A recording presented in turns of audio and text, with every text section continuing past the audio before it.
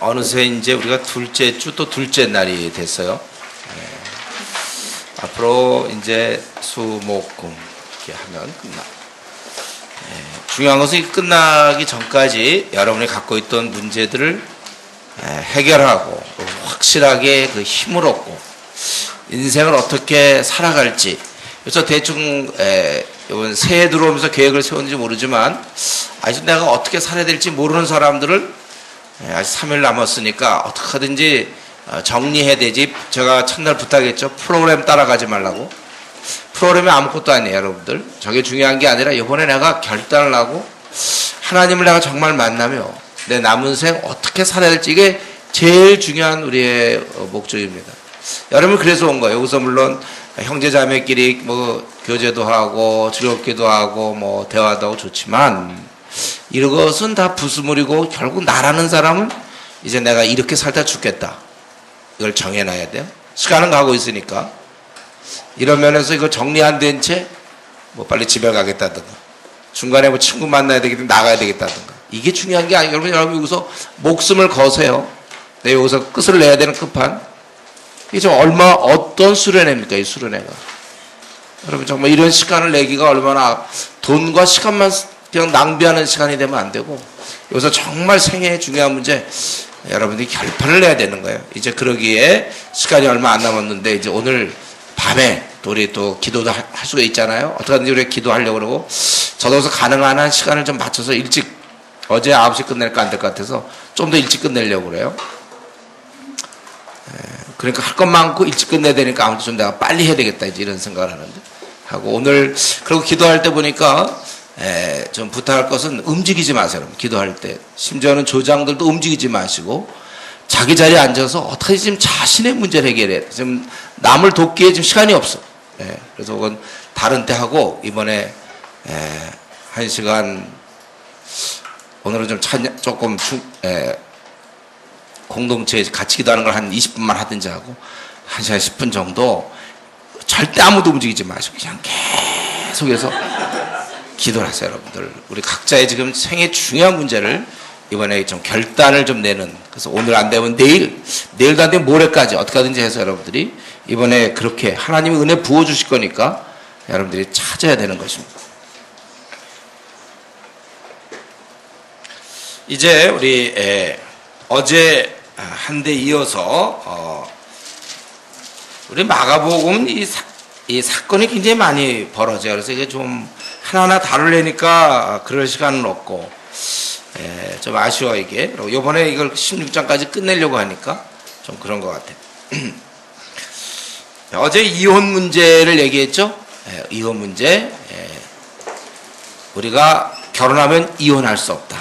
이거 여러분 분명히 아셔야 되고 제가 늘 얘기했지만 결혼이란 세상에서 보는 거와 다르다고 그랬죠. 세상은 결혼식을 해야 결혼이고 우리는 뭐라고 그랬어요? 성관계를 맺는 순간 결혼이라고 그랬어요. 이걸 여러분들이 잊지 마시고 항상 기억하고 이 시대는 좋아하면 성관계를 맺는 거예요. 그건 죄악이에요. 그러면 그것을 하나님 보시기에 이미 한 몸이 되었다. 창세기 2장 24절에 있는 것처럼 둘이 한 몸을 이루었다. 그리고 이혼이 불가능한 거예요. 그러나 배우자가 간음을 했을 때 그 원천 무효가 된다. 어제 그런 말씀 좀 드렸고 이제 이런 이혼 문제 결국 여자를 좀 보호하고 있는 거거든요. 이제는 그 아이를 귀하게 보고 있습니다. 여기 보면 이제 두 가지 꾸짖음이 나와요. 제자들이 아이를 꾸짖는 것과 예수님이 제자를 꾸짖는 것. 제자들이 아이를 꾸짖는 것은 오기 때문이고 예수님께서 제자를 꾸짖은 것은 오늘 아이를 낳기 때문이라는 것이죠. 하나님 나라에서는 이 하나님 나라를 우리가 어린아이들처럼 받아들여야 된다. 이것은 어린아이가 죄가 없다는 게 아니라 아주 단순하고 신뢰를 둔단 말이에요. 그래서 부모가 무슨 말씀하면 그저 그대로 믿어. 그래서 제가 결혼하고 나서 우리 자매들 애기 낳으면 직장 생활하지 말라고 그랬죠. 왜 그렇습니까? 요때 키워야 되니까 애를. 요 백지일 때 야, 이거 태양과 하늘과 저 달과 별은 하나님이 만드신 거야. 엄마가 그렇게 얘기하면 아, 그렇구나. 애기는 그렇게 애기는 뭐 진화란 이렇게 생각이 드는 거예요. 인간은 절대로 원숭이 새끼가 아니고 하나님 만드셨다 그러면 아, 깨달았다. 어린애 그걸 놔둔 채 직장 가서 돈 벌면 애들 5살 이전에 거듭날 수 있는 걸 놓칠 거예요. 그 다음부터는 애가 회심하기 어려워요. 우리 교회 다니는 애들은 잘 회심 안 합니다. 한 번 중간에 엉엉 한 번 울어야 되는 거죠. 이 아이들은 정말 그런가 거지 그대로 듣고 엄마가 무슨 얘기하면 다 그런가 보다. 그래서 아주 그 순전한 마음. 하나님의 말씀을 그렇게 받아들여야 돼요. 하나님이 그렇게 하면 하나님 말씀이 그렇구나. 그럼 내가 받아들여야지. 이런 마음이 들어야지. 하나님 말씀은 그렇지만 제가 기러기 아빠들 안 된다. 고린도전서 7장 5절 기도 외에는 분방하지 말라. 하지 마라. 그래도 말씀은 그렇지만 현실적으로 이런 식으로 애를 공부시켜야 되는데 조기야. 이게 다 말씀은 그렇지만 말을 안 들어. 우리는 말씀에 어린아이 같이 따지지 말란 말이에요. 그대로 순전해. 그렇게 돼야 15절에 하나님 나라를 하나님 나라를 어린아이 같이 받들지 않는 자는 뻔히 주님이 이걸 원하는 걸 알면서도 왜 이렇게 고집이 많은지 그 고집 안 된다는 거예요. 분명히 지금 차든지 뜨거든지 우리가 주를 섬기라. 이 말은 우리가 확실하게 주를 섬기라 그런 말이죠. 확실하게 주를 섬기지 미지근하지 말라 그거예요.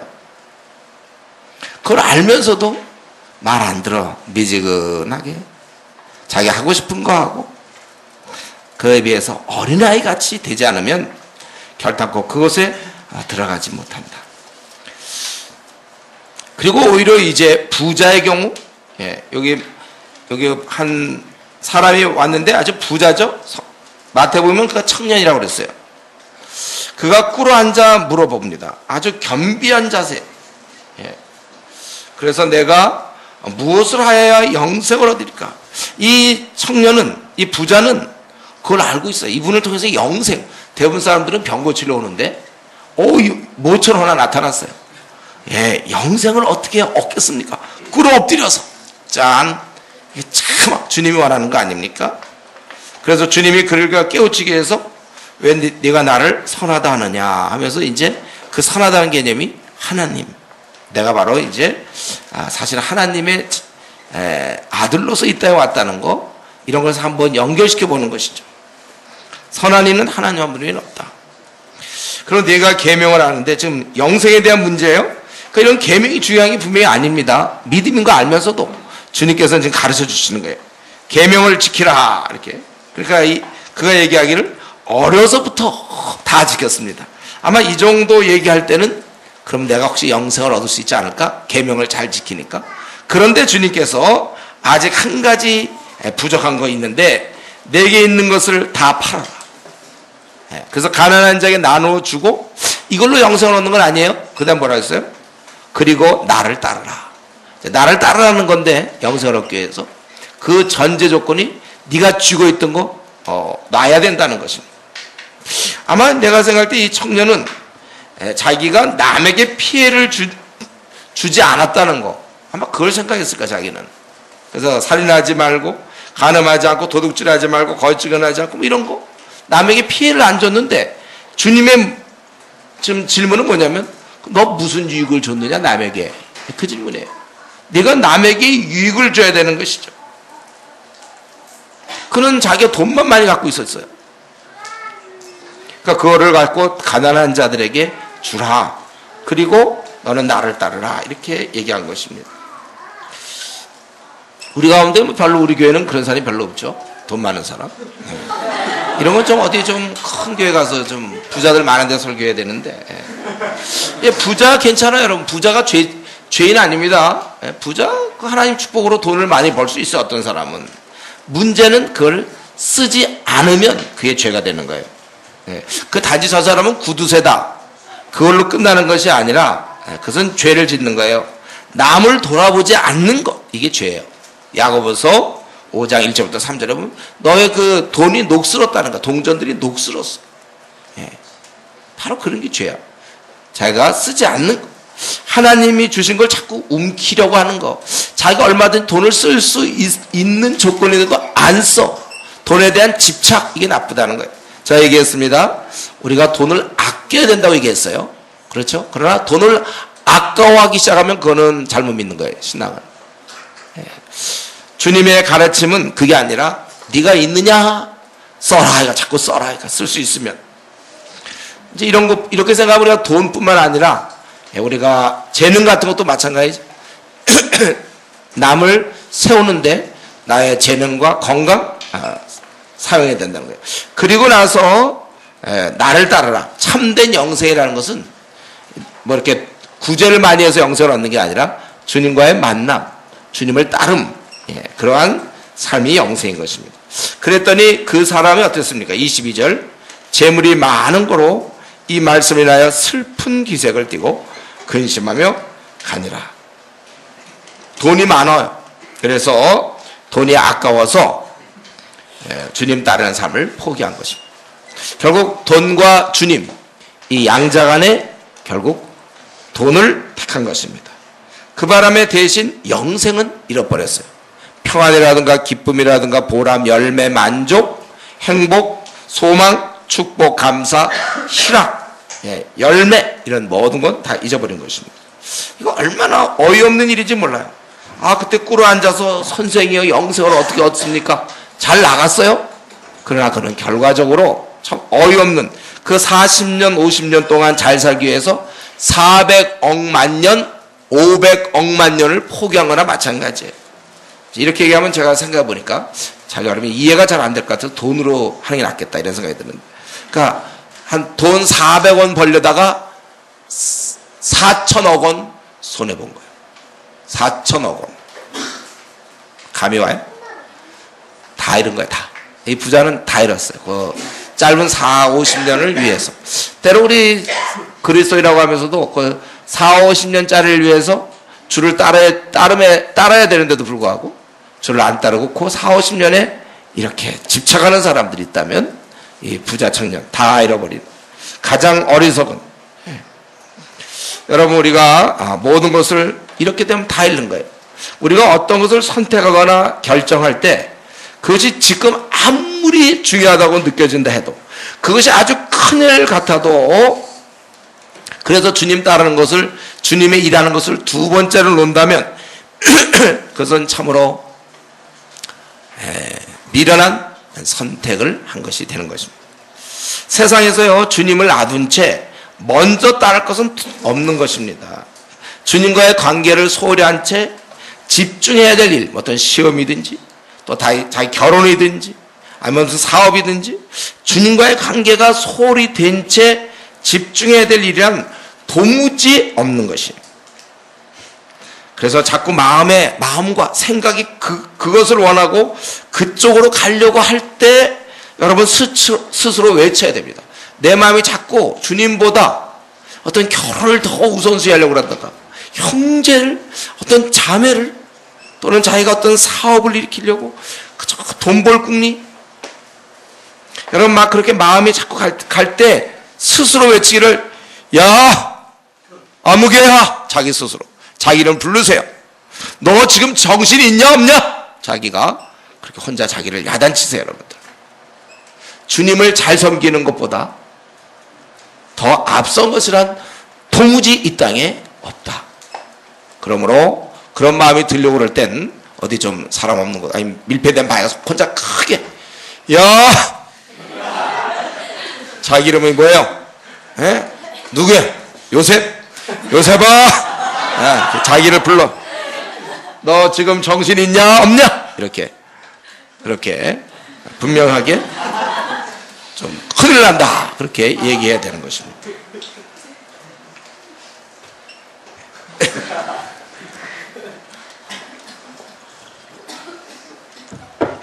예, 그리고 이제 그 제자들을 교육시키는, 거기 보니까 이러한 사람은 놔두고 우리 주님께서 제자들을 교육시키고 있습니다.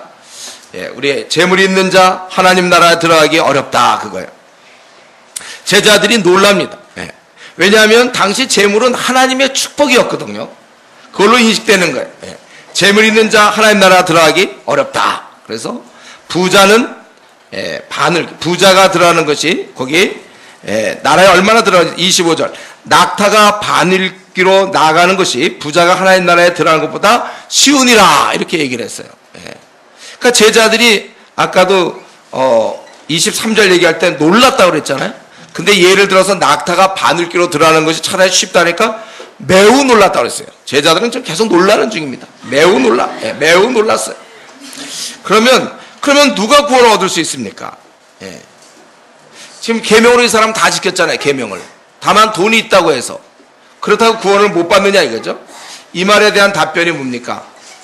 사람은 못하지만 하나님은 하신다. 우리 이 탐욕이 뭔가 이게 왜 부자에게 뭐가 문제냐면요. 부자는 돈이 많으니까 그걸 의지해요. 그래서 보통 부자들은요 아주 그 큰 소리 잘 치고 든든하게 믿는 구석이 있어요. 돈이 많으면 걱정이 없어요. 저는 한 번도 이제 태어나서 지금까지 한 번도 그래본 적이 없어서 이걸 설교를 잘 못하겠어요. 돈이 있을 때 그걸 어떻게 의지하는, 통장에 돈이 있으면 그때 마음이 어떤지는 저는 잘 모르겠어요. 근데 제가 상상을 해보니까 부자는 가만히 하는 행동을 보니까 돈이 있는 걸 믿는 것 같아요. 자기가 돈이 있는 것을.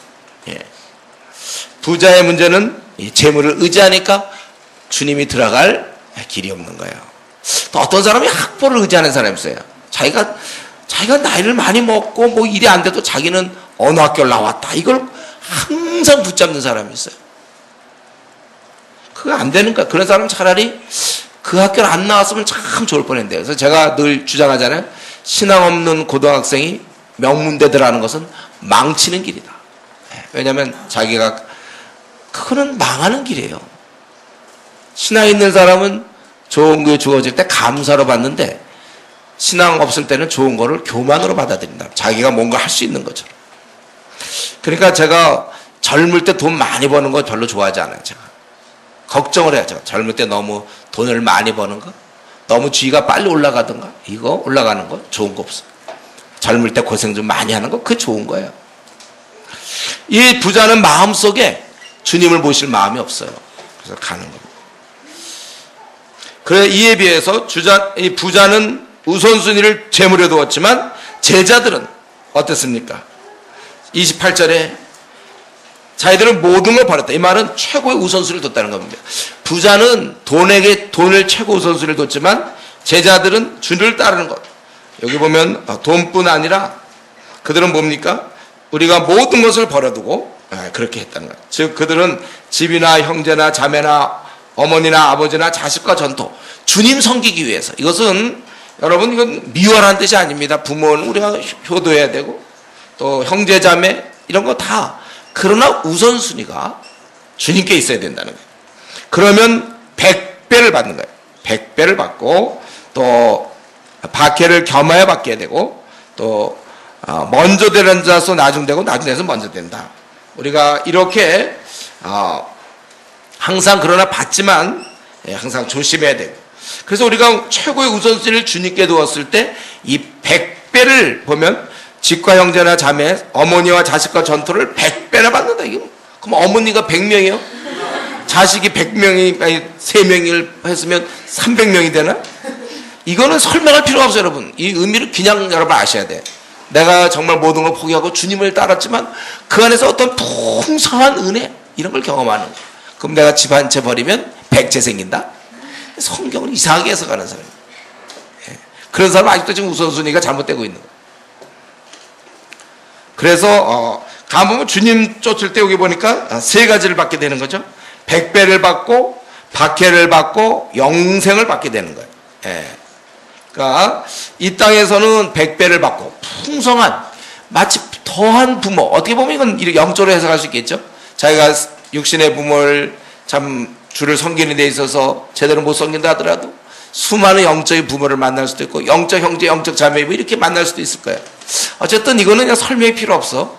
우리가 주님을 따를 때 모든 걸 버렸지만 너무나 풍성하여 그것을 100배라고 그러는 거예요. 그리고 또 박해를 받아. 신앙생활 제대로 하려면 박해. 때로는 가정에서도 박해가 있습니다. 왜요? 그가 주를 따르기 위해서 뭐 부모 말씀을 불순종할 수 있는 거예요. 우리가 성경에 보면 주 안에서 순종하라고 그랬어요. 부모님. 여러분 부모님께 순종해야 됩니다. 다. 단 부모가 신앙을 방해할 때는 부모의 말씀을 따라야 될까 하나님 말씀 따라야 될까 할 때는 교회 못 나가게 하고라도 가는 거예요. 우리는. 하나님에게 순종하되 그러나 우리가 부모를 사랑하는 마음을 잃어서는 안 돼요.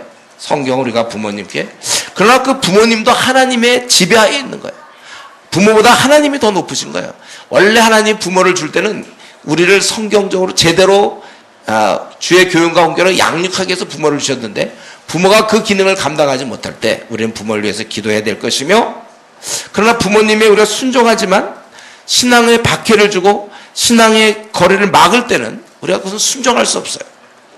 우리는 온유한 심정으로 그걸 우리는 우리의 길을 갈 수밖에 없어요. 미움을 받아도. 그리고 그 땅에서는 영생을 받는다. 그래서 이런 것 우리가 제자의 길을 가는 사람은 주님의 뜻을 최고의 우선순위를 둬야지 재물 때문이나 또 다른 것 때문에 떠나서는 안 되는 것입니다. 그리고 이렇게 주를 최고의 우선순위를 따를 때 여러분 분명히 영광이 우리에게 있지만 그 전에 하나 바로 이런 박해가 있다는 거 성경은 분명히 얘기하고 있어요. 박해를 겸하여 받고 교회 오래 다니는 사람들이 이런 거 생각 안 하고 그냥 신앙생활 잘하면 복 받는다고 생각한다면 그게 아니라 박해를 받는 거예요.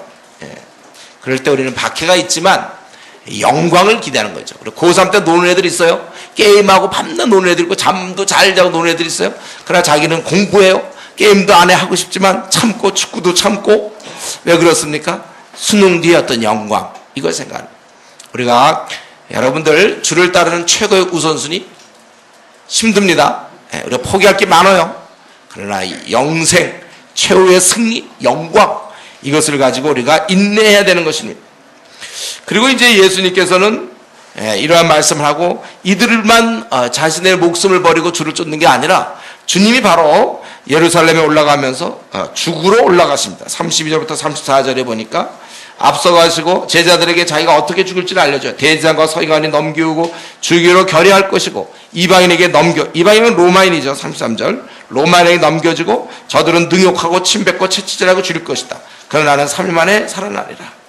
지금 분명히 이 말씀을 언제 하고 있냐면 예루살렘에 올라가는 길에 이미 본인은 결정되었어요. 자기가 얼마든지 죽을 것을 알아. 어떤 식으로 죽을 걸 알 수 있는 초능력자 아닙니까? 자기의 죽음. 이걸 어떻게 알아요, 사람이? 내가 앞으로 13일 뒤에 제가 아마 영등포 어디 길을 갈 텐데 그때 이상하게 어떻게 지나가던 차, 뭐가 잘못돼가지고 뭐가 하나 날라서 한 대 맞고 나 죽을 건데 내가 막 이렇게 얘기해 보세요. 미친 거 아니에요? 주님은 그러나 분명하게 자기가 로마인에게 그 당시 인기가 좋았는데 그런데 그런 주님인데도 죽음을 그럼 얼마든지 피할 수 있는데도 예루살렘에 올라가고 있다고 그렇게 말씀하십니다. 제자들만 뭐 포기한 것이 아니라 주님 자체도 아까 어린아이처럼 하나님 나라를 받들지 않으면 안 된다고 그랬잖아요. 순전하게 그대로 예수님도 하나님 뜻을 알았기 때문에 이것을 포기하지 않고 얼마든지 이런 능력자지만 기꺼이 자신이 해야 할 일을 알았을 때 그거를 행동으로 옮기는 거예요. 불평이 없어요. 하나님의 일이 확실하다면 그냥 하는 거예요, 여러분. 자신의 생명까지도 하나님 뜻에 순종해 드릴 수 있었다는 것입니다. 우리가 원래 주의 일을 할 때는 이렇게 그냥 이렇게 좀 예루살렘 올라가면서 이런 얘기 하잖아요. 우리가 원래 주님의 일을 할 때는 그냥 자꾸 뭐 이렇게 너무 투덜대거나 불평하거나 환경 얘기하지 말고 그냥 피하지 않고 하는 게 참 중요한 것입니다. 자원하여 기쁘게 하는 거예요. 요즘은 이제 뭐 동기부여가 된다 안 된다. 전도 얘기하면 뭐 저는 뭐 동기부여가 안 됩니다. 그러면 누가 주인이에요? 자기가 주인이잖아요. 동기부여가 되면 하고 안 하면 안 되고. 하나님의 명이신데. 그래서 제가 그래서 우리 그런 자매들한테 참 내가 안타까운 게 뭡니까? 군대 한번 가야 되는데. 군대 가면 동기부여가 어디서 그냥 두들겨, 요즘에 안 때리는지만 원래 두들겨 맞아야 되라고. 우리 군대 때 뭐 훈련하고 막 그러면 동기부여가 안 되는데 막 더운데 막 뛰라 그러면 전 동기부여가 안 돼. 예. 그다음 맞아 그러다가. 그런 건 좀 맞으면 좋겠는데 내가 보기에. 이거 여러분 동기부여는 친구가 아니라 자기 취미생활 할 때 하는 얘기지 우리가 주일 하면서도 떡 하면 동기부여가 된다 안 된다 전도가 된다 안 된다 자기가 이번에 지금 수련회에서 같이 가자 그러면 동기부여가 된다 안 된다. 아니 주를 알아가는데 무슨 동기부여가 어디 있어요? 아브라함이 이삭 드릴 때 동기부여가 됐습니까? 그때 왠지 막 드리고 싶은 동기부여가 돼갖고 주께서 명하시니까 그냥 하는 거예요. 우리가 좀 지금 특별히 이 시대는 너무 인간의 자율성, 자유를 너무 많이 강조하다 보니까 내가 마음 내키지 않으면 안 해. 마음 내키면 하지만 내가 마음 내키지 않으면 절대 누가 뭐라고 해도 말을 안 들어요. 고치세요 여러분들. 이게 주님을 위한 길인가 아닌가를 따져보고 주님께 플러스 되는 일이라면 내가 동기부여가 안 돼도 여러분 해야 되는 거예요. 그러면 저 같은 경우 어제 설교할 때도 주일날 하루 종일 그렇게 하고 어제 와서 또 운전하고 와갖고 지치고 그러는데 막 설교하려고 할 때 정말 힘들단 말이에요. 그러면 나 힘드니 안 한다 이럽니까? 그럼 하는 거예요 그런 거.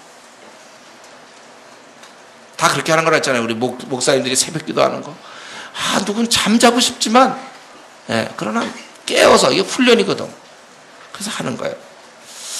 우리 주님은 피하지 않고 그대로 했어요. 여러분이 지금까지 주님 섬길 때 어떤 식으로 섬깁니까? 동기부여 따라 움직입니까? 주의 뜻 따라 움직입니까? 그런데 이렇게 주님은 이제 자신은 죽을 걸 생각하고 있는데 제자들은 이때도 또 잘못 생각하고 뭔가 지금 주님이 영광을 생각하면서 먼저 이 선수를 쳤죠. 그래서 두 제자 바로 야고보와 요한입니다. 그들이 주의 좌우편에 앉게 해달라고. 하나는 우편에 하나는 좌편에. 먼저 이거 다른 제자보다 먼저 선수 치는 거예요. 미리 가서 자리 맡아놓는 것이죠. 그러니까 예수께서 너희가 구하는 것을 알지 못한다. 38절에 내가 마시는 잔과 내가 받는 세를 받을 수 있느냐. 잔이라는 것은 진노의 잔 하나님의 잔이 심판이죠. 세례라는 것은 우선은 고난을 당해야 될 고난, 핍박과 죽음. 제자들은 할 수 있다고 그랬어요. 사실 할 수 있기 모르고 다 도망가 버렸는데. 이거 자기들이 할 수 있는 게 아니에요. 나중에는 이제 하죠. 나중에는 오순절 이후에 성령 충만했을 때는 받아요. 그래서 과연 너희들이 주어진 고난의 길을 가겠는데 이것이 어떤 이런 것 때문에 영광의 자리를 얻는 것이 아니라 그건 하나님의 섭리 중에 있는 것이다. 40절에 30절 내가 마시는 잔을 마시면 내가 받는 세를 받으려니와 나중에는 받게 되거든. 이들이 순교 많이 당하잖아요. 야고보도 죽었고 요한도 유배당하고 베드로도 죽게 되고 다 죽어요. 그러나 내 좌우편에 앉는 것은 하나님의 섭리다. 이제 이런 대화를 듣다가 나머지 10명은 어땠을까요? 자, 여기서 나머지 10제자는 과연 이럴 때 어떻게 했을까요?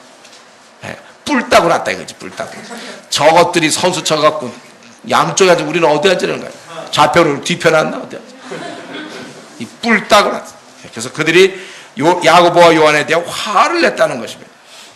그러니까 지금 야고보 요한이 지금 잘못하고 있죠. 영광을 구하려고 말이지. 어떻게 하면 영광을 구할까? 예수님은 십자가의 수치 우리 인류를 위해서 이렇게 자기를 포기하고 이러는데 이들은 그 틈을 이용해서 영광을 구하려고 한단 말이에요. 근데 이 대화를 듣던 야고보 요한에 대하여 열제자가 화를 냈다는 건 마찬가지로 그럼 이들도 그게 화날 일인가 이거예요. 그들도 영광에 대한 기대가 있는 거죠. 자기들도 모든 걸 버려두고 주님 쫓을 때 혹시 이분이 메시아? 그래서 혹시 나라를 회복? 자기들도 뭐 한 자리? 이런 생각을 어떤 우리의 그런 속성상 속물 근성이 있어 우리는. 그런 생각을 막연히 좀 했던 것 같아요. 그러니까 야고보 요한이 어느 때인가 보다가 이때 같으니까 예루살렘 올라가는 거. 예루살렘이라는 것은 그 당시에 아주 중심부였고 이제 뭔가 이루어지는 게 아닌가 해서 선점을 했던 것이고 그 얘기를 들었던 나머지 10제자도 마찬가지로. 그러니까 이들도 마찬가지로 높은 자리를 원하고 있다는 것입니다. 여러분 누구나 다 성령 충만하지 않으면 누구나 기본적으로 우리는 인정받기를 원하고 높은 자리를 원하는 거예요. 이건 어쩔 수가 없어요. 매일매일 자신을 말씀과 기도로 처복종시키지 않으면 우리는 항상 높은 자리를 원하는 것입니다. 그렇기 때문에 뭐 이름 없이 빛도 없이 뭐 주님만을 따르리라 뭐 그거 찬양이 있죠. 이름 없이 빛도 없이 뭐 그거 있죠. 그 주님 섬기고 간다는 거 이런 찬양할 때는 굉장히 자기가 그럴 것 같지만 바로 그 찬양 끝난 다음에 자기가 남전도에서 어떻게 하면 이제 투표했을 때 자기가 되나 안 되나 여전도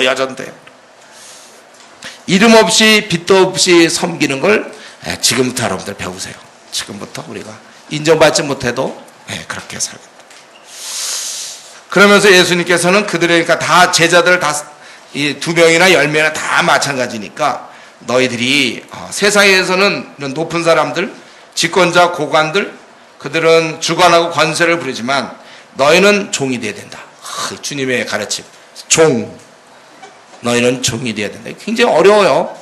더나 자기 스펙이 좋을수록 더 어렵겠죠? 사회적으로 인정받는 사람일수록.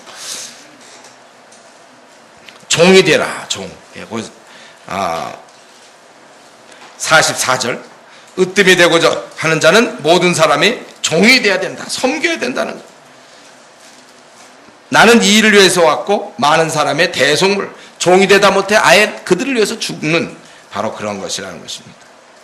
그러니까 주님은 자신을 주시려고 그러는데 제자들은 이 주는 걸 몰라. 배워본 적이 없어요. 지금 주님께서 이것을 가르쳐주고 계시는 거죠.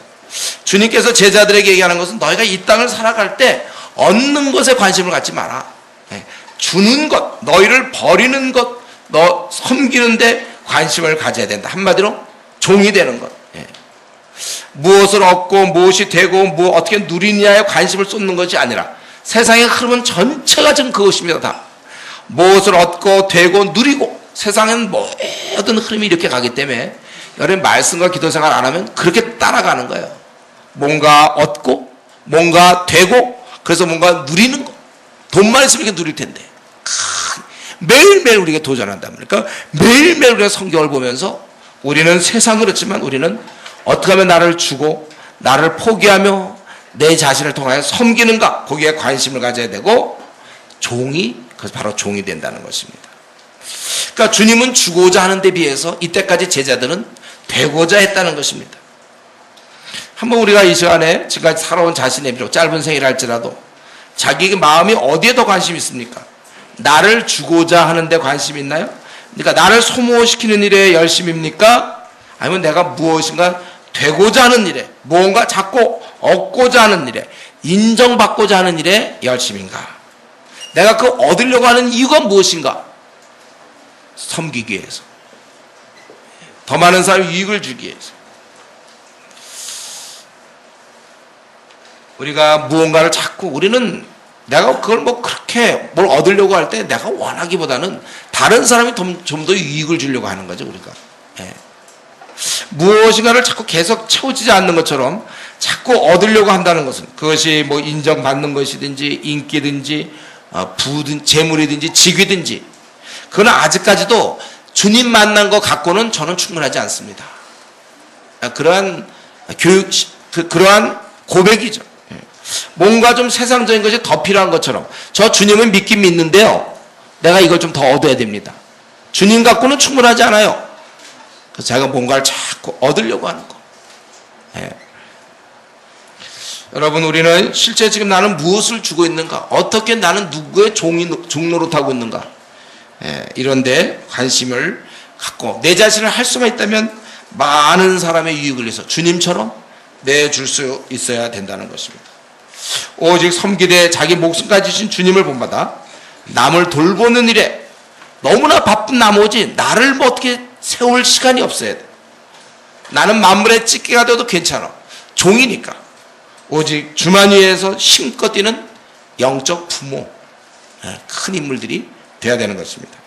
주님 말씀처럼 인자가 온 것은 섬김을 받으려 하며 여러분이 이 땅에 태어난 이유는 섬김 받으려고 대우받으려고 태어난 게 아니라 섬기러 왔다는 거예요. 한번 이런 설교 수없이 들었잖아요. 한 번의 결정이 중요해요. 내 남은 40년, 50년은 종이다. 그럼 내가 스펙을 쌓는 이유가 뭘까요? 종으로서 더 많은 사람을 섬기려고. 그거지 내가 어느 정도 이렇게 돼서 부모가 인정해주고 사람들이 인정해주고 나는 어릴 때부터 원래 꿈이 뭐 이거고 그래서 제가 옛날에 이제 기자 되려고 제가 기자 될 때 제가 그거였댔어요. 뭐냐면 기자들이 문 들어갈 때 잘 공소리 안 들어가고 발로 뻥 차고 들어가고 막 이런 거. 저 그런 거 되게 좋아해요. 뻥 차고 들어가야지. 그런 건 남을 위한 생각이 아니었어요. 거기도 물론 하나님 영광을 위해서라는 말을 붙이긴 했지만 여러분 우리가 진짜로 내가 종으로 살 것인가. 그래서 더 유익한 종이 되기 위해서 내가 갖춰야지 많이. 그 사람을 잘 섬기려니까 이 시대를 섬기려니까 유익한 종이 돼야 되는 거예요. 공부 하나도 안 하고 실컷 놀고 있어. 그럼 게으른 종이죠. 젊은 날에 여러분 준비하시는 것은 주님 나라 확장을 위해서 좋은 종이 되기 위해서 우리가 준비하는 것이지. 자기 어떤 알아주는 것, 인정받는 것, 부귀, 또 어떤 직위를 얻는 것, 이런 건 아닙니다.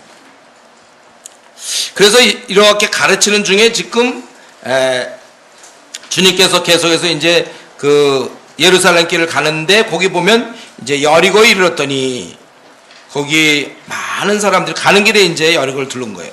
허다한 무리가 거기 참여했고 이제 거기서 떠나실 때 그때 누가 있었습니까?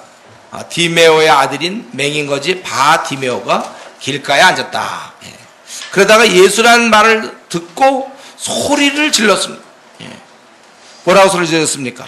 40절에 여러분 혹시 졸릴까 봐 내가 물어보는 거예요. 한번 대답해보세요. 뭐라고 소리 질렀다고요? 이걸 갖다 크게 외쳤어요. 그러니까 많은 사람들이 꾸짖었어요. 잠잠하라. 어디서 거지가 나타나고. 조용히. 우리 지금 위대한 스승님 모시고 하는데 야 조용히. 그런 거죠. 조용히 하라고. 그것도 그렇게 얘기를 해요. 조용히. 그랬더니 그가 더욱 크게 소리 질러 다윗의 자손이여 나를 불쌍히 여기소서. 그래서 예수님께서 그를 머물러 서서 부르며 무엇을 원하느냐. 뻔하잖아요. 그래서 물어볼 것도 없어요. 그러나 이제 그의 믿음을 더하시는 거죠. 그러니까 무엇을 하기를 원하느냐 그랬더니 선생님이여 보기를 원합니다. 그래서 내 믿음이 너를 구원했다. 그래서 그가 보게 되었다는 것입니다. 여러분 우리서 이 맹인의 강구를 오늘 본문에 보면 아주 필사적이었죠. 지금 많은 사람이 꾸짖고 있잖아요. 보통 때는 이런 거지의 속성상 누가 큰 소리 치면 꼼짝 못하는 거예요. 힘이 없어 하라는 대로 아마 보통 때 같으면 아무 소리 못하고 따랐을 거예요. 더 많은 사람들이 조용하라고 그랬거든. 한 명이라는 게 아니라. 또 그는 구걸하는 입장, 을의 입장이거든. 을. 그러니까 그 사람들이 만약에 안 주면 어떡할 거야. 그러니까 잘 보여도 되고. 그래서 보통 때 그들이 꾸짖었다면 그는 조용히 했어야 될 겁니다. 근데 이번에는 한두 명이나 무리가 조용히 하라고 그러는데 오히려 더 크게 소리 질렀다는 거예요. 지금 이 거지는 맹인 거지 바디메오라고 그랬죠. 이 거지는 돈이 필요한 게 아니에요. 지금 본인 생각에는 참 너무나 중요한 순간이 왔다는 거예요. 어쩌면 자기 생에 지금 제일 중요한 순간이 맞고 있는지 모르겠어요. 잘하면 자기 생에 가장 원했던 거 한 가지 눈이 뜰 수 있는 기회를 얻을 수가 있다는 것입니다. 이를 놓칠 수는 없었어요. 주위 사람들이 뭐 어떻게 생각할까 고려해야 할 만한 여유가 생기지 않아요. 평생의 소원. 나도 한번 눈 좀 떠봤으면. 그러면 이 거지 같은 삶을 끝내고 실제 거지예요. 거지 같은 삶을 끝내고 나도 한번 사람답게 좀 살 수 있지 않느냐. 제발 좀 보았으면 좋겠다. 그게 하루 이틀의 소원이었겠습니까? 근데 이게 뭐야 이게 눈 감겨가지고 이 생을 어찌 이리도 내가 불쌍하지 불행할까. 세상에 그 어떤 것도 볼 수 없다. 혹시가 결혼했다면 아내, 결혼하지 않았다면 가족들 잘 볼 수도 없어. 저주받은 인생에 소망 없는 삶입니다. 비천하고 가련한 존재. 근데 이 모든 것이 지금 잘만 하면 일시에 뒤바뀔 수 있는 그런 시간이 기회가 다가오고 있다는 것입니다. 그러면 나도 남들처럼 볼 수 있을 텐데 이 기회를 절대로 놓칠 수 없어요. 분명히 아까 외쳤을 때 주위 사람이 조용히 하라는 거 볼 때 크게 소리 질렀겠죠. 조그맣게 예수야 나를 불쌍히 해서 이러지 않았을 거예요. 크게 외쳐서 분명히 예수님이 들었을 거예요. 그랬지만 그래도 혹시 모르니까 그래서 사람들이 막지만 더 크게 크게 불렀겠죠. 나를 불쌍히 해서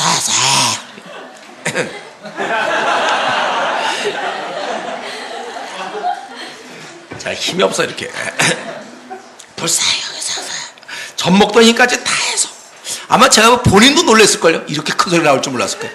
평소에 이렇게 소리 지르겠습니까? 여러분 한 푼 줍쇼 할 때 뭐 한 푼 줍쇼 이렇게 해야지 크게 외칠 사람이 어디 있어요. 그러니까 자기도 평소에 자기 성량이 얼마나인지도 몰랐을까. 근데 여기서는 이거 혹시라도 무리해서 못 들을까? 너 살아! 막 이제 와, 나 살려라! 이제 얘기하는 거예요. 다윗의 자손 예수야! 나 살려라! 네.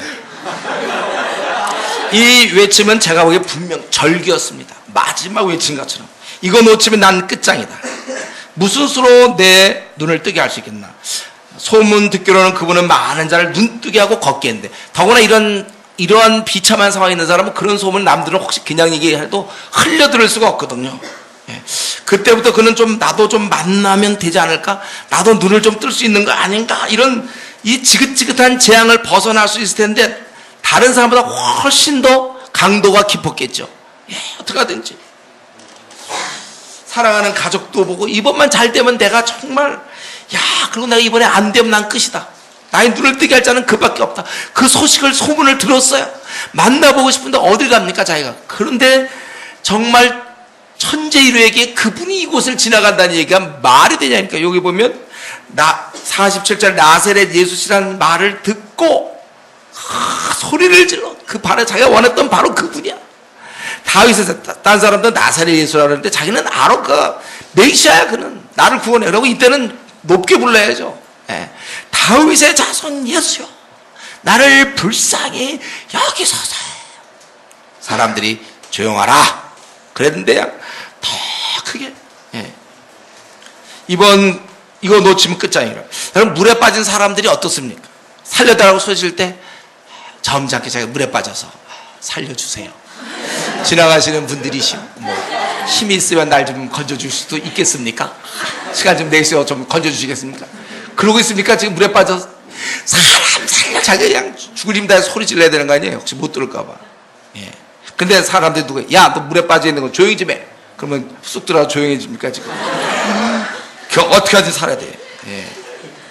좀, 우리가 이 순간에 자기가 좀 점잖게, 근데 자기 측면도 있어요. 나이도 있으니까. 나를 혹시 고쳐줄 수 있습니까? 예수님께 그렇게 얘기하는 게 아니라, 예. 불쌍히 여겨달라. 평생에 한해 섞여 나오는 죽기 살기의 외침이라는 거예요. 본능의 부르짖음의 이것은 자기의 전 존재의 목숨을 건 강구였습니다.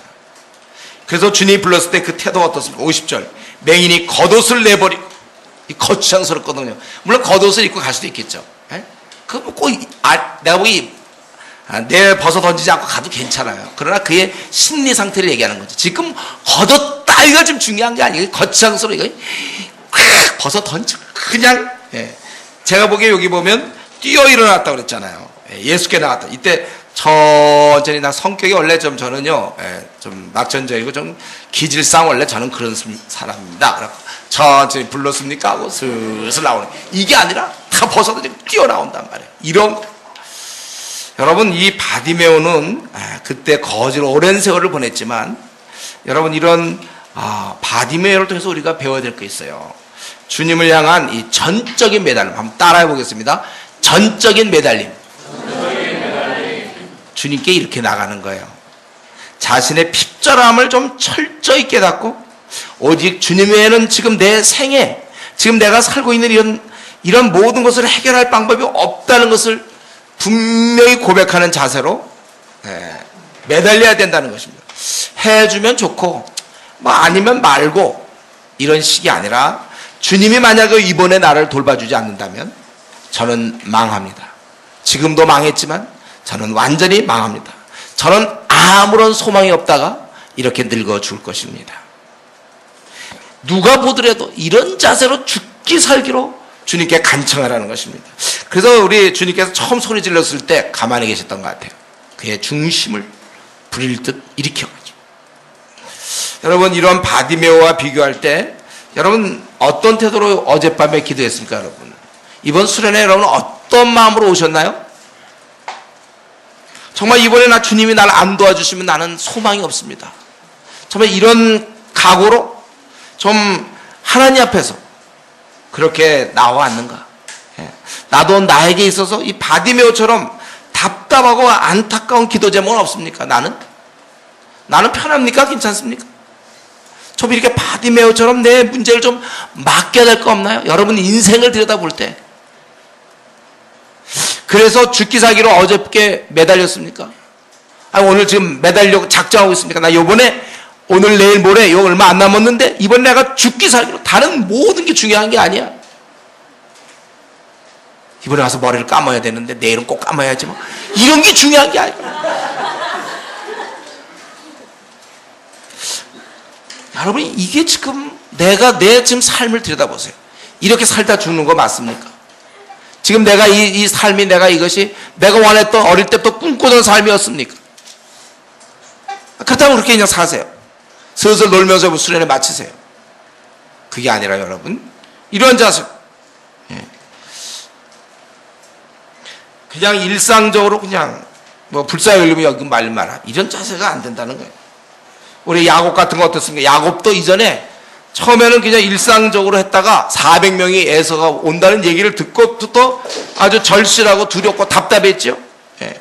그래서 이제 야복강에서의 그 나루토에서의 기도가 있는 거잖아요. 예. 그때는 정말 매달렸어요. 이거 다른 방법이 없으니까 살려달라고 매달렸어요. 또 삼손이 어떻습니까? 하나님 주신 기회 다 놓치고 마지막에 원수들의 조롱 앞에서 그가 재주 피고 있을 때 그의 에너지, 그 시간, 그 좋은 거 다 허비하고서 원수에게 잡혀서 두 눈 뽑히고 그래 비참한 처지에 이르렀을 때 마지막으로 그는 모든 생을 다 바쳐서 간구하지 않습니까? 삼손이 여호와께 부르짖으되 주 여호와여 구하옵나니 나를 생각하옵소서. 하나님이여 구하옵나니 이번만 나를 강하게 하사 나의 두 눈을 뺀 블레 사람이 원수를 단번에 갖게 없어. 이번만 제발 한 번 더 나에게 기회를 주십시오. 내 생에 있어서 기회를 주십시오. 여러분 이렇게 하나님 앞에 외쳐야 되는 그때 그 삼손이 그런 하나님 앞에 그 절규하던 거 이번만 한번 하나님 나를 살려주십시오. 나 이번만 주 여호와여 구하옵나니 나를 생각하옵소서. 내 인생이 이게 뭡니까? 한 번만 나를 생각해 주십시오. 여러분 이거 있잖아요. 오늘 이 밤에 그렇게 기도하셔야 돼요. 내 인생이 이게 뭡니까? 하나님 나를 이번에 살려주십시오. 내 생을 빛나게 해주십시오. 간절히 매달려야지. 에이 뭐 하려면 말 마시고 에이 뭐 나 그냥 내 생활에 그냥 이렇게. 삼손이 그랬던 것처럼 우리 히스기야도 그랬잖아요. 적의 포위 속에서 완전히 죽어갈 때 그 편지를 하나님께 보여드리면서 여러분 우리가 내가 내 힘으로 해봐도 잘 안 되고 이제 다 눈물이 말랐지만 내가 정말 속상하고 왜 내가 이렇게 살아가는지 이유를 모르겠고 풀리는 것은 없고 답답하고 자신의 곤고한 것과 가련한 것과 가난한 것과 눈먼 것과 벌거벗은 것을 봐야 돼요. 우리가 바로 이때입니다. 여러분 죽기에 살기로 온몸을 던져 하나님께 매달리며 사생 결단할 때 지금 이 바디메오가 주님이 지나간다는 소식을 듣고 그랬던 것처럼 여러분 우리가 가만히 있지 말고 상황에 지금 매여가지고 우리가 힘들게 살지 말고 맹인으로 물론 살 수 있어요. 맹인으로 살 수 있습니다. 거지같이 지내면서 살 수 있어요. 그러나 맹인처럼 한을 품고 살지 말고 주님께 나아가서 하나님 나 좀 한번 인생다운 삶, 좀 제대로 된 삶을 살게 해 주십시오. 주님이여 나를 불쌍히 여기시옵소서. 여러분 그렇게 기도해야죠. 이래도 되고 저래도 되고 자기의 좀 처지에 대한 불쌍함이 없으니까 어째서 자기의 처지에 대한 왜 가련함이 없습니까? 그게 만족스럽습니까? 기도하라 해도 기도도 안 하고 대충 넘어가고 아직 멀었어요. 더 고생해야 될지 몰라. 이 바디메오 여기서 우리는 정말 배웠고 이 바디메오가 오늘 우리에게 말하는 건 그거예요. 너희들은 뭐하냐? 나 한번 소문 하나 듣고도 이렇게 했는데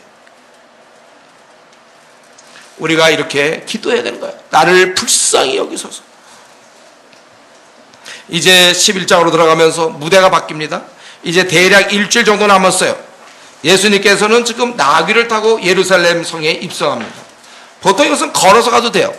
근데 굳이 나귀를 탄 것은 스가랴 9장 9절의 예언이죠. 거의 나귀 새끼를 탄다고 그랬으니까. 그래서 그분의 전능성으로 맞은편 마을에 가면 아무도 안 탄 나귀 새끼가 메어 있는데 그때 그가 물어보면 제자들이 가면 뭐라고 그러냐면 주께서 쓰시겠다고 주가 쓰시겠다고 3절에 거기 그 맞은편 마을에 가서 메어 있는 나귀 새끼를 풀 때 그 주인이 뭐라 그러면 주께서 쓰시겠다 하라 그렇게 했어요. 그래서 이제 그 나귀를 가져오는 것입니다. 여기 우리 문득 3절 주가 쓰시겠다 하라. 우리가 문득 까먹고 있는 점을 지적하고 있죠. 우리 모두는 빌려온 거라는 거예요. 우리는 빈손으로 이 땅에 왔습니다. 내 생명과 시간과 내 건강과 내 앞날과 내 시력과 청력과 내 외모와 말솜씨와 나의 모든 재능들 내게 아니라는 거예요. 자꾸 나는 이것 때문에 내 앞날도 내 거인 것 같고 내가 주인인 것 같아서 오히려 주께서 쓰시겠다고 하는데도 나를 쓰겠다고 하는데도 안 된다고 그럴 때도 있는데 여기 보면 우리는 청지기에 원주인이 계시면 알아야 돼요. 그분이 원하신다면 다 쓰셔야 됩니다. 나에 대한 거 다 쓰셔야 돼요. 그래서 내 젊음 그분이 쓰시기를 원한다면 드리면 되는 거예요. 우리는 다 드리면 되는 것입니다. 그리고 나귀 타고 예루살렘으로 이제 올라가시고 사람들이 막 이제 뭔가 이루어지는구나 하고 겉옷을 그 위에 얹어 놓음에 예수께서 타시고 많은 사람들이 자기들의 겉옷을 또 다른 이들은 들에서 벤 나뭇가지를 길에 펴며 앞뒤에서 따라가면서 호산나는 지금 구원하소서 부디 구원하소서 그런 거죠. 왜 이 사람들이 이렇게 열광입니까?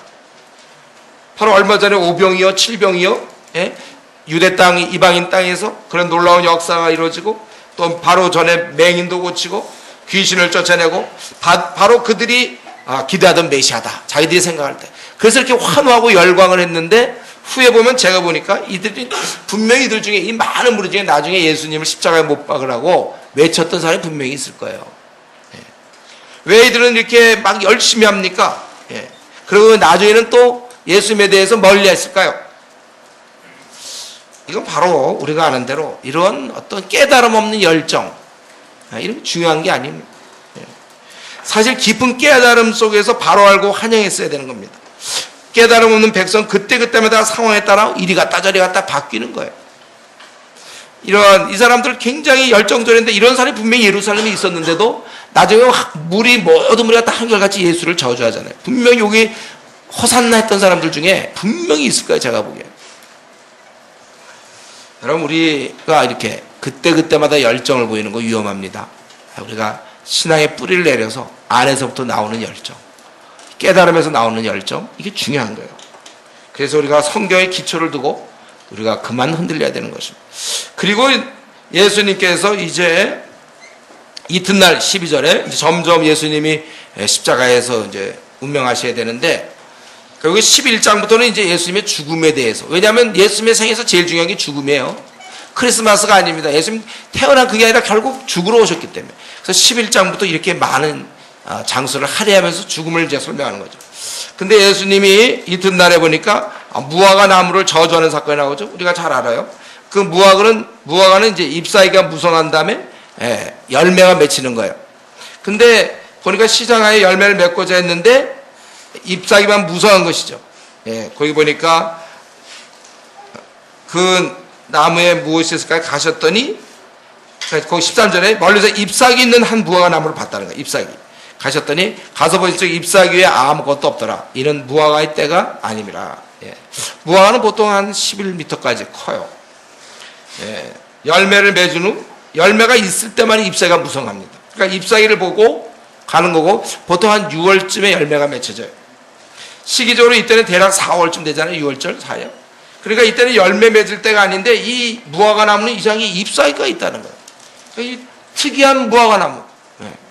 이상한 무화과 나무 하나 이상하게 그때 있었어요. 그래서 예수님께서 열매 있는가 가보셨다가 그래서 이제는 너가 영원히 따먹지 못할 것이다. 그래서 가봤더니 열매 없어서 기분 나빴고 기분 잡쳐가지고 얘 나무 너 이런 뜻이 아니죠. 이거는 바로 무화과 나무는 이스라엘을 상징하는 거예요.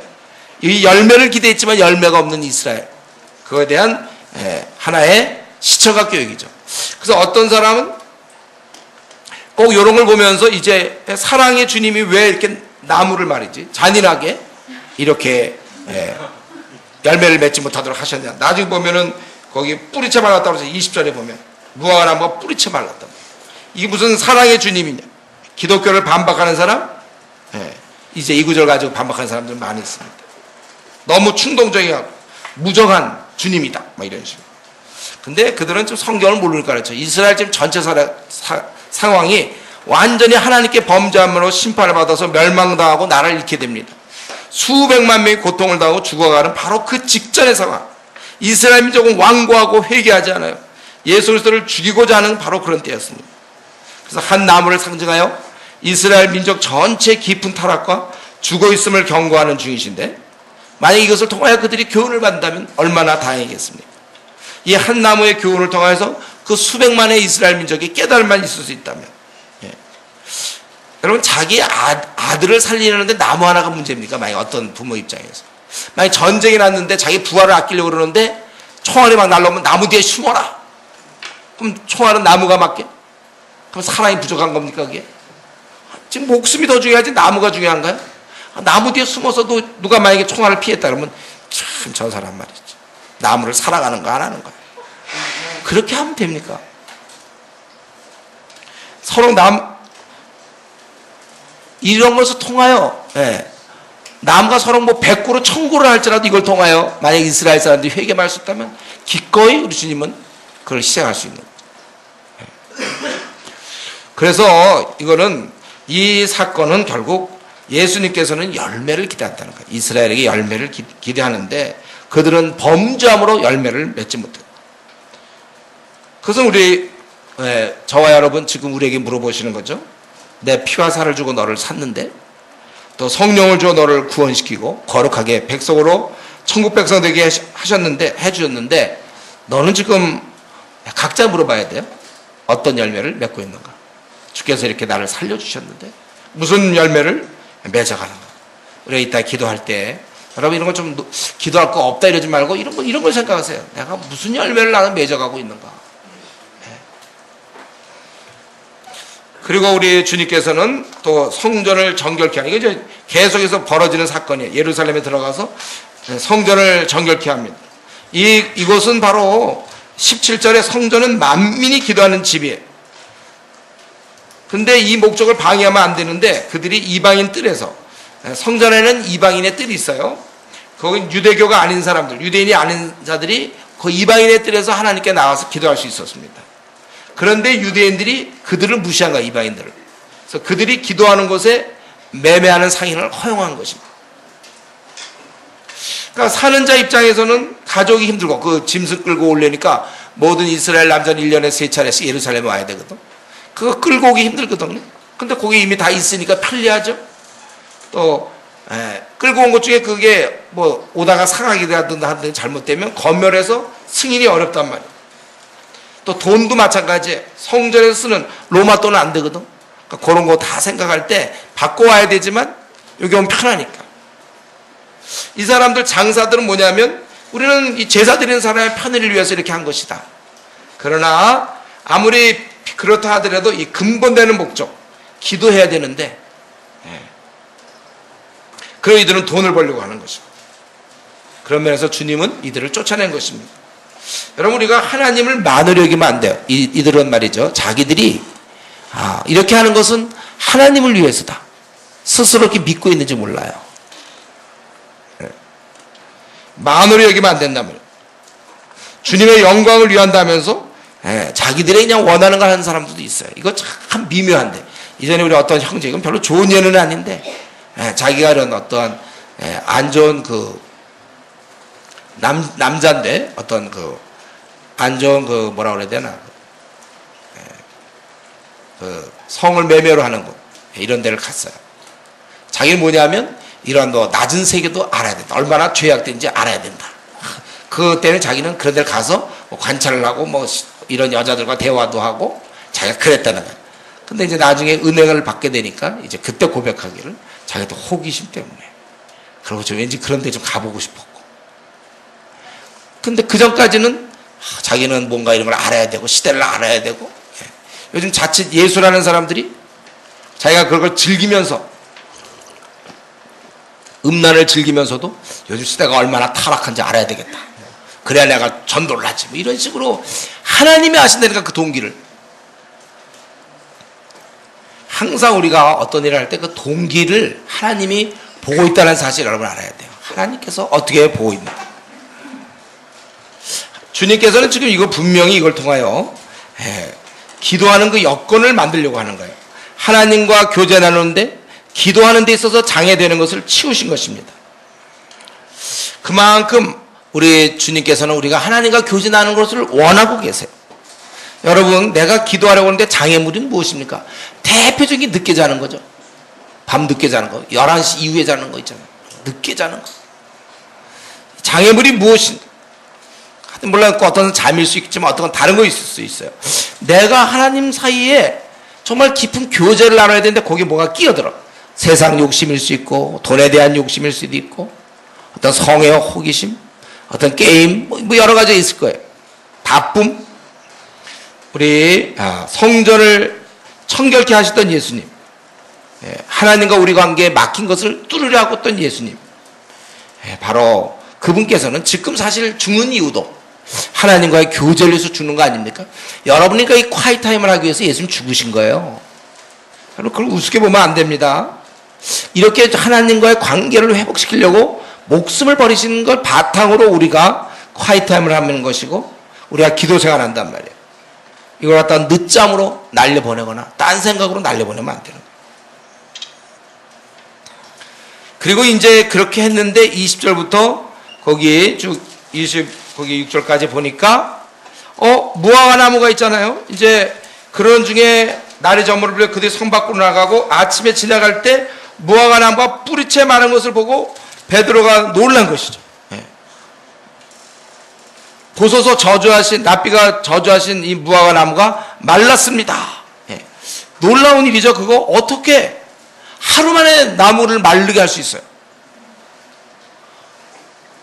그 시든 건 좀 이해가 돼. 시들시들하다가 어떻게 끝나는 건 되지만 하루 만에 그냥 뿌리채 말라버렸다는 거예요. 그러니까 주님이 그때 베드로에게 하나님을 믿으라. 내가 진실로 너에게 이르노니 누구든지 이 산더러 들려 바다에 던지라며 그 말하는 것이 이루어질 줄 믿고 마음에 의심하지 않으면 그대로 되리라.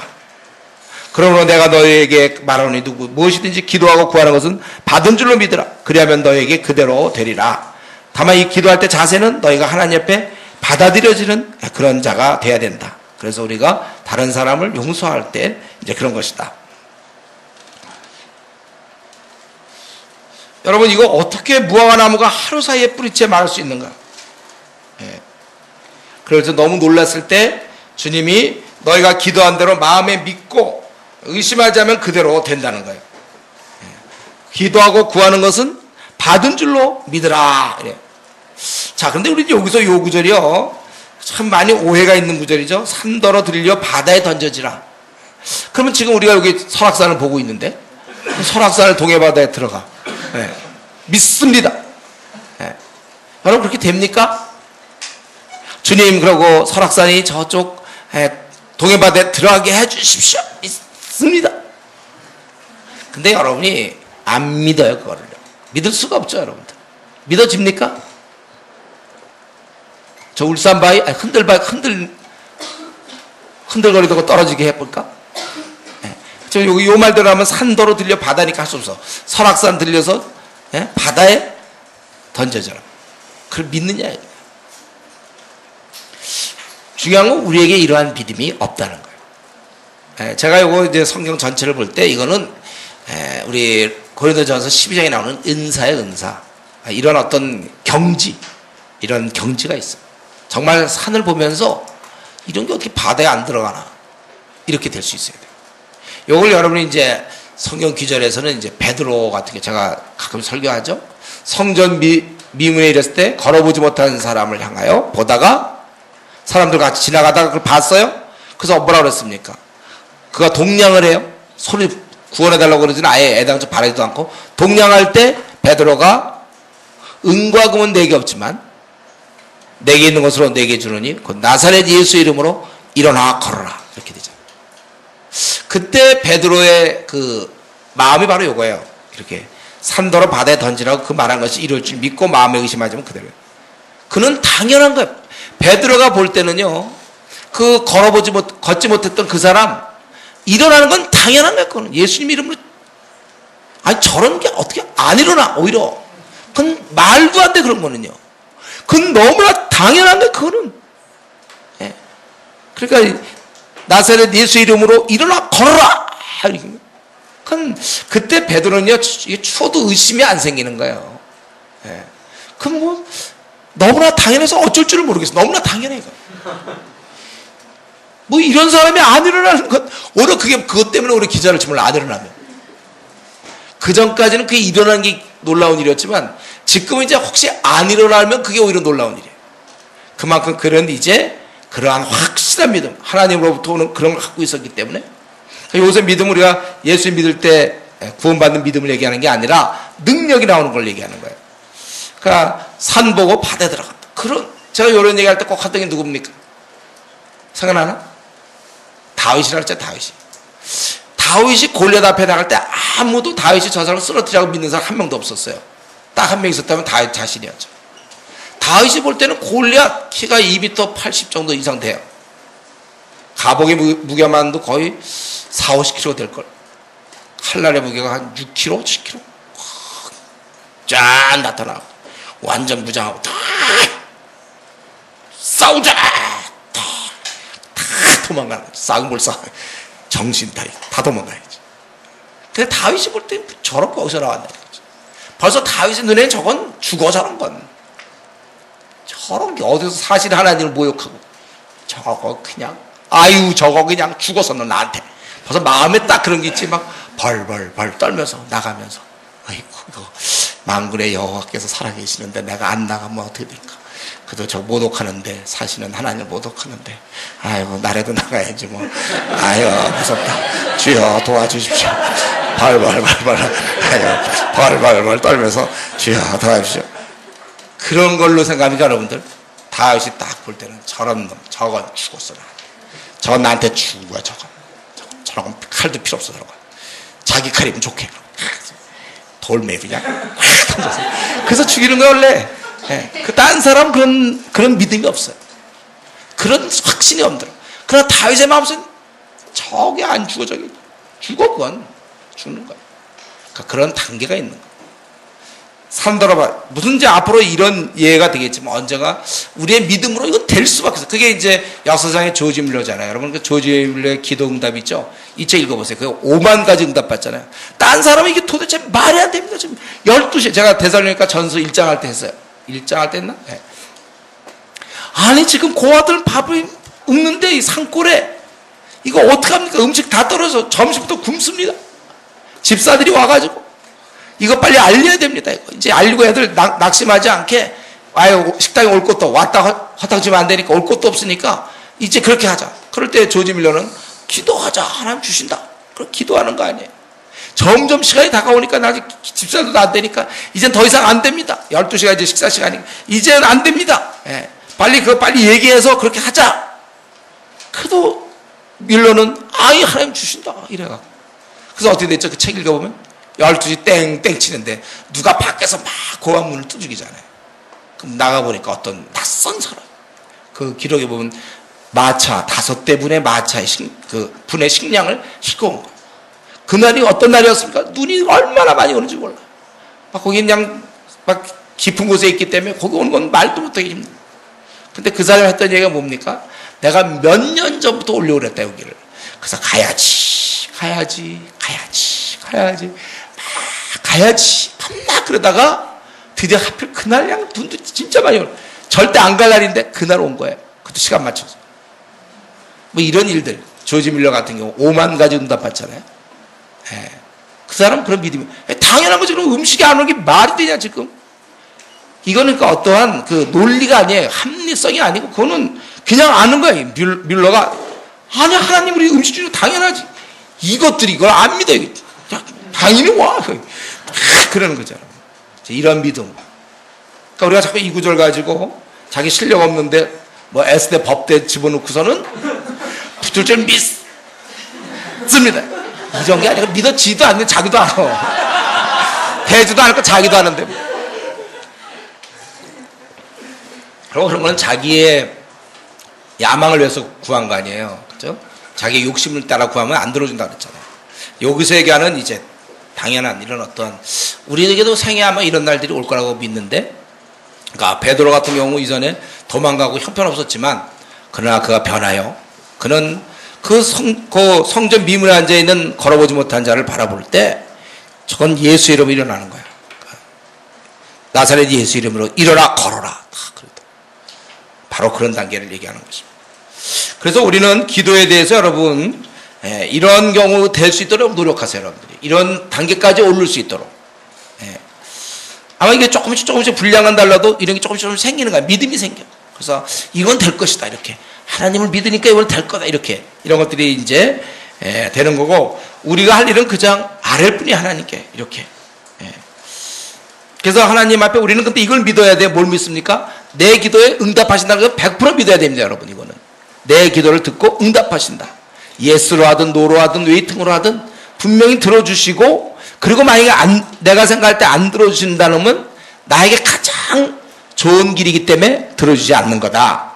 이거는 여러분 만약에 잘 모른다면 제가 쓴 그 구원받은 이후에 거기에 기도에 대한 얘기 자세히 나와 있죠. 우리가 이거 바르게 여러분들 생각을 가져야 돼요. 그래서 이러한 분명히 우리는 기도하는 중에 하나님께서 반드시 응답한다는 걸 100% 믿습니다. 그래서 어떨 땐 내가 기도한 내용대로 혹은 반대로 혹은 기다려라 이렇게 우리는 하는 걸 100% 믿어요. 그러나 우리는 그걸 믿지만 또 동시에 이런 식의 기도, 이런 예수님이 이거 무화과 나무 이거 마르게 하시잖아요. 이렇게 하는 것처럼 또 우리에게는 이런 단계가 있다는 거 압니다. 이게 숙제, 우리의 숙제. 이런 단계를 우리가 사모해야 되는 것입니다. 근데 이 사건은요, 왜 예수님이 거의 운명하시기 전에 이런 사건이 벌어집니까? 이건 우리를 향한 위로입니다. 위로. 우리가 앞으로 이 제자들이 앞으로 많은 어려움을 당할 거예요. 그럴 때 기도가 있다. 아마 이 뿌리째 말른 나무를 바라볼 때마다, 지나가면서 볼 때마다 기도가 있다. 그걸 믿을 거 아닙니까? 기도에 응답이 있는 이상 우리는 안심할 수 있는 것입니다. 계속 전투할 수 있는 것이고 증인의 삶을 살아갈 수 있는 거예요. 우리 앞에 얼마나 많은 시험과 어려움이 있는지 모릅니다. 그러나 하늘아버지는 한 번도 우리를 떠나지 않으시고 우리가 간구할 때마다 응답하시는 분입니다. 이런 정도까지도. 그래서 우리는 이 사실로 세상을 살아갈 힘을 얻게 되는 것이고 세상을 이겨 나가는 것입니다. 신은 심지어 산을 바다로 옮길 수 있는 기적까지도 가능한 것이에요. 기도에 상한선이 없어요. 여러분에게 그 기도를 하나하나씩 다 나눠줬습니다. 우리 주님께서 아무런 보호 조치도 없이 우리를 세상에 떨어뜨려 두지 않습니다. 또 아무런 우리에게 무기도 없이 우리 보고 이 전쟁에 나가라고 하잖아요. 제자 삼는 일이 이렇게 쉬운 일입니까? 기도, 우리에게 이 엄청난 기도를 주셨습니다. 그래서 우리가 이 땅에서 우리의 필요한 것, 천성물 향해 나아갈 때 우리는 기도하면서 나가는 거예요. 우리가 이렇게 사는 것입니다. 우리 주님께서는 이 사건을 통하여 이 뿌리채 마른 무화과 나무를 통해 교훈하시기를, 너에게는 기도가 있다. 나는 떠나지만 기도가 있다. 너희들은 기도함으로 그러나 우리 기도할 때 자세가 죽기 살기로 좀 하나님께 좀 그렇게 매달려야지. 되면 되고 말면 마시고, 그게 아니라 우리는 매달려서 우리의 운명을 개척하고 우리 주위에 수많은 사람이 이익을 주는 그러한 삶을 살아야 되는 것입니다. 기도하겠습니다.